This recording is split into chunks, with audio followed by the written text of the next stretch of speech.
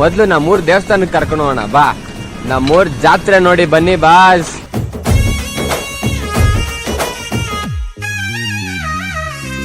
ಗುಂಪು ಗುಂಪಲಿ ಗೌರಿ ಗಂಗೆ, ಬಣ್ಣ ಬಣ್ಣದ ಚಿಟ್ಟೆ ಹಂಗೆ, ನೋಡೋಕೆ ಸಾಲಾಗಿಲ್ಲ ಎರಡು ಕಣ್ಣು. ಗಂಡು ಹೈಕಳು ಬೆಪ್ಪಾದವ್ರೆ, ಬೆರಗು ಕಣ್ಣಲ್ಲಿ ನೋಡ್ತಾ ಅವ್ರೆ, ದಾವಣಿಲೆ ಬೀಸುತ್ತಾರೆ ಹೆಣ್ಣೈಕಳು.